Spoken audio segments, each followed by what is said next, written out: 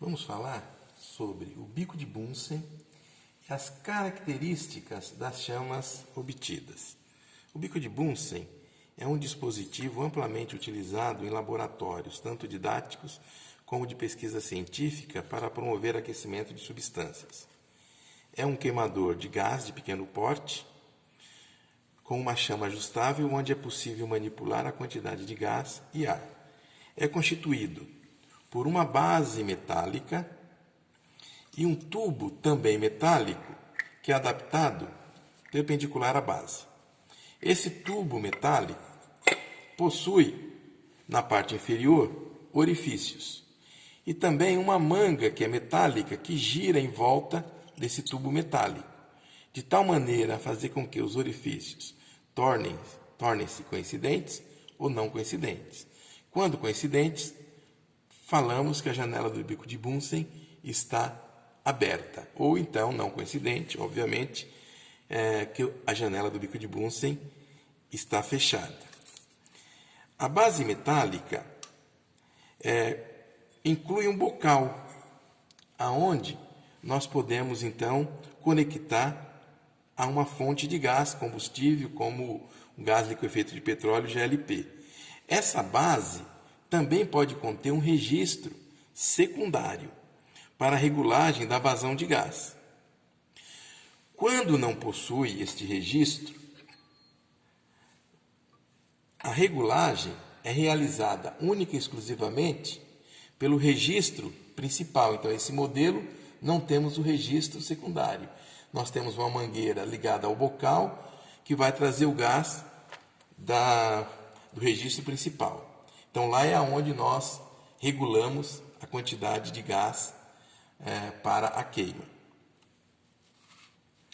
A quantidade de ar para aumentar a queima do gás ou aumentar a intensidade da chama pode ser ajustada, então, movimentando essa luva de tal maneira a permitir a maior ou menor quantidade de oxigênio. Para acender o bico de Bunsen, a janela do bico de Bunsen, ou os orifícios, devem estar não coincidentes. Janela fechada. Então, a partir do registro principal, do acesso à entrada de gás, e nós observamos a formação da frente de propagação de chama.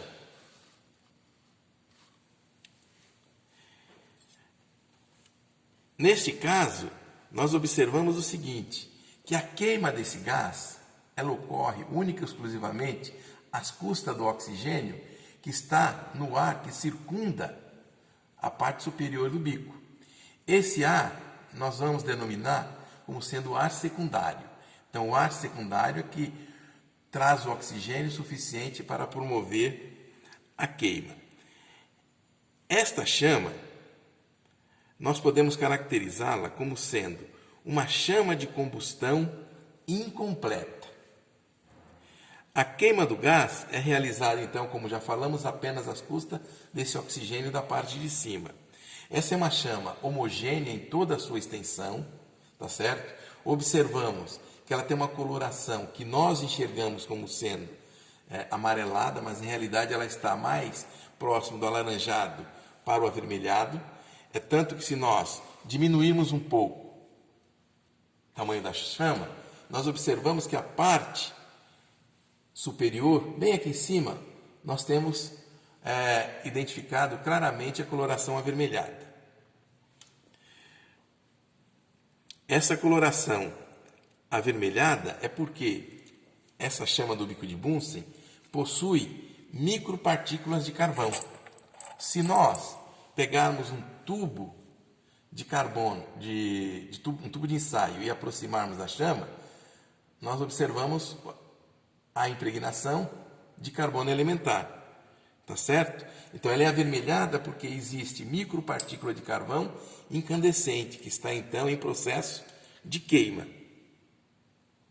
Essa chama, é a chama menos quente, não é essa chama que nós utilizamos no laboratório para fazer aquecimento. E é uma chama em toda a sua extensão redutora, devido justamente à presença de carbono elementar. Se nós tornarmos os orifícios coincidentes, ou seja, janela aberta, o aspecto da chama muda completamente. Agora, o ar que entra sob pressão, a partir da fonte, arrasta o ar que está nas imediações da janela. Então, esse gás entra sob pressão, arrasta o ar que está nas imediações da janela, se mistura dentro desse tubo por um processo chamado de difusão, formando uma mistura carburada. E aí, encontrando a frente de propagação de chama, essa queima torna-se mais acentuada. Na primeira chama, nós tínhamos apenas a formação de carbono elementar, porque o gás sai de um carbono com grau de oxidação 4- e é levado até gás a um carbono com grau de oxidação 0. Nesse caso, nós já temos que nesta chama de combustão agora completa,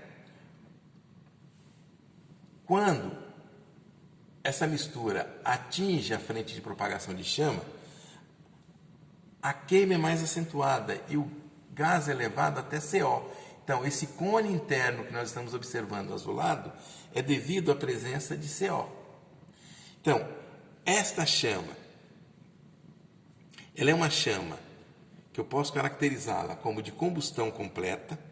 A queima é realizada com uma maior quantidade de oxigênio, tanto presente no ar primário, que está na parte de baixo, como o ar secundário, ou seja, o oxigênio do ar primário e do ar secundário.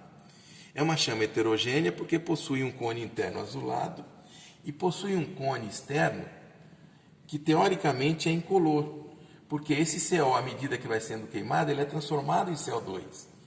E CO2 não tem coloração alguma, consequentemente, na chama, consequentemente, forma-se um cone externo que teoricamente é incolor, ele é um azul mais claro. Se nós aproximarmos, numa região aqui onde nós não estamos observando chama, um palito de fósforo contendo um carvão, na ponta nós observamos a queima, olha, não tem chama, estamos observando chama, mas ocorre a queima, tá certo? Outra coisa que nós podemos observar é o seguinte, a altura dessa chama eu não estou enxergando, tá? Mas ela está bem acima do final do cone interno, onde eu posso dizer que o ponto mais alto vai estar por volta de 2/3 da altura total da chama. Vamos ver se nós, com uma cartolina preta, se nós conseguimos mudar um pouco a visualização e observar melhor esta chama de combustão completa. Então, observe que essa chama, agora eu acredito que facilita, nós conseguimos observar melhor até o cone externo. Essa é uma chama não fuliginosa, enquanto a anterior era uma chama fuliginosa, liberava fuligem, é tanto que nós impregnamos carvão elementar nesse tubo de ensaio. É a chama mais quente, é aquela que libera maior quantidade de calor, porque a oxidação do gás combustível é total. Basicamente, nós temos como produto final aí CO2, a partir do momento que esse CO entra em contato com o oxigênio que está no ar secundário. Se nós aproximarmos esse tubo de ensaio agora na chama de combustão completa, nós vamos observar o seguinte, que esse carbono que está impregnado no tubo de ensaio começa a ficar avermelhado, tornando incandescente, e começa a queimar.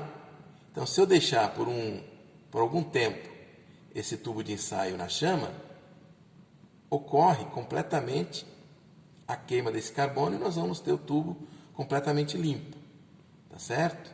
Então, observe lá o avermelhado devido à formação de carbono que está sendo queimado, então carbono incandescente.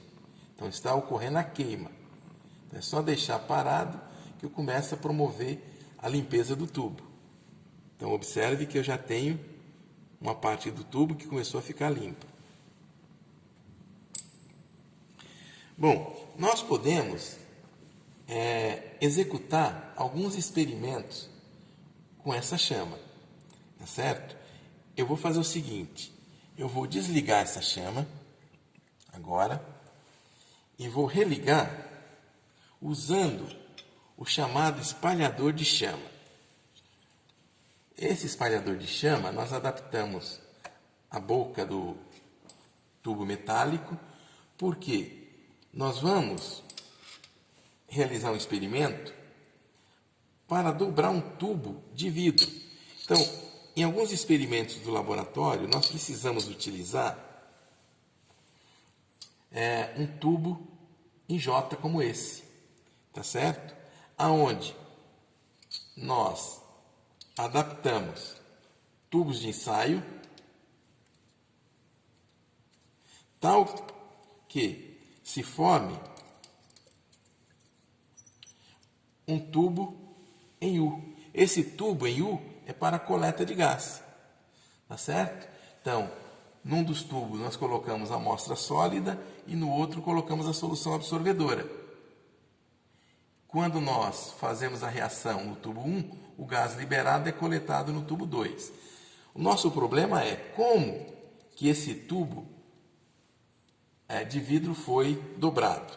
Então, observe o seguinte, ó, uma demonstração relativamente rápida de como esse trabalho pode ser executado. Então, eu vou acender o bico de Bunsen, janela fechada, abrimos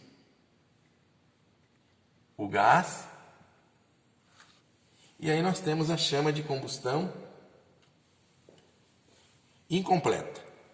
Se eu quero dobrar um tubo de vidro como esse, o que eu faço? Eu levo para a chama de combustão incompleta e faço a impregnação do carbono elementar.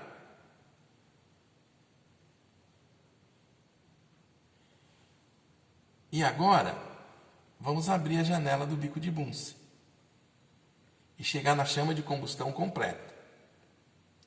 E vou levar esse tubo para a chama. E nós vamos girando lentamente. Aí, num certo momento, nós vamos parar nesta chama. E vocês vão observar que o carbono começa a queimar, observamos lá a formação de carbono elementar e o tubo começa a verter. E agora eu vou moldar para chegar no ângulo que eu necessito.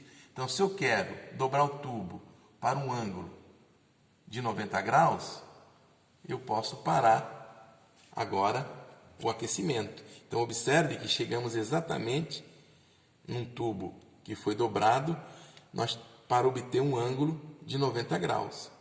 Tá certo? Então, esse é um dos trabalhos que a gente executa quando eu preciso dobrar um tubo no laboratório. Obviamente que esse tubo está quente, então todas as vezes que nós trabalhamos com superfícies quentes, nós não podemos deixá-la solta sobre a bancada. Nós utilizamos uma tela com amianto e ela deve repousar sobre a tela com amianto, porque qualquer pessoa que chegar ao laboratório vai perceber que o que está sobre a tela com amianto é quente, logo não vai colocar a mão.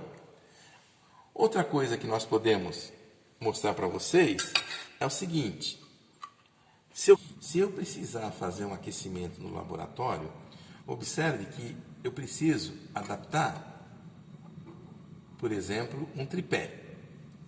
E o tripé já tem exatamente essa altura, porque se nós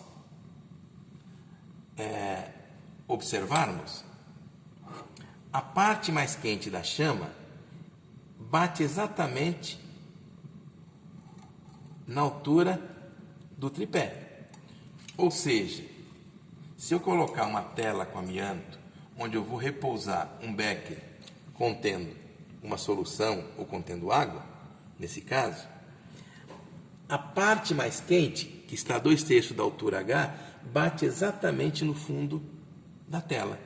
E aí eu posso iniciar o processo meu de aquecimento, tá certo? E sempre que nós fazemos aquecimento, devemos manter um sistema de agitação. Com isso, acredito que nós conseguimos falar o essencial, ou mais principal de tudo, em relação à chama do bico de Bunsen.